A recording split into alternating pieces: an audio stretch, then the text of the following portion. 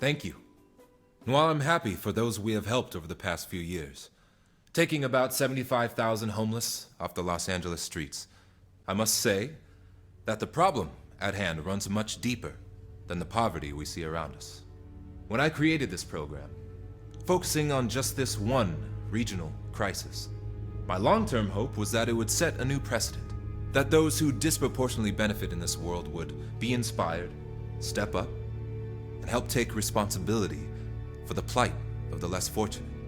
After all, what I have done here is merely a patch that can only help a few.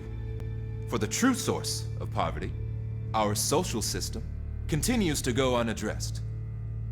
We live in a world of stories and myths, and we've been told that the vast inequities that we see is the price we must pay for innovation and progress. Well, innovation to what end? And how do we define this notion of progress? For if progress is about how much one can own, the availability of jobs, the state of a nation's GDP, the rise of the stock market, or the development of some gadget to entertain and distract you, then we face a serious existential crisis. I submit that true progress can only be measured in the health, stability, integrity, and responsible freedom of a civilization, responsible to ourselves, responsible to each other, and responsible to the earthly habitat we all share.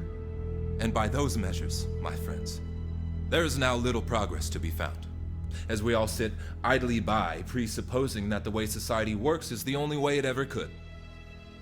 That said, if it's true that we must persist in this inhumane economic order, an order that has proven it can only create affluence for a minority at the cost of destitution for the majority, then our only choice is to seek a new level of humanitarian effort. Today, 3 people have more wealth than the bottom 75% of the world's population. 6 billion people. The total wealth of the 4,000 billionaires out there have the means to end global poverty 100 times over. And yet, if you study their philanthropy, it is clear that they are far more concerned with their own interests, their own comforts, than working to counter this ongoing structural violence. You see, there's a deeper kind of poverty here. A spiritual poverty. A poverty that grows a culture of sociopaths, and the more they have, the more they want, and the less they seem to care otherwise.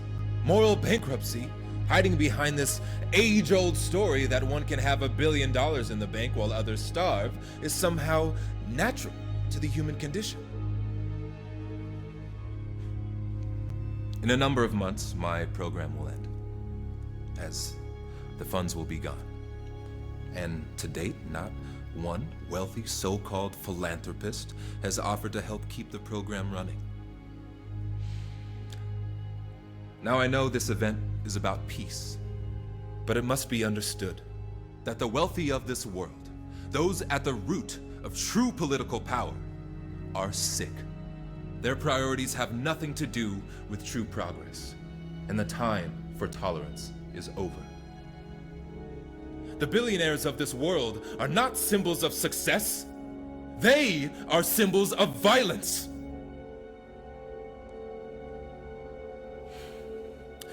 And until that violence ends, there will be no peace on this planet.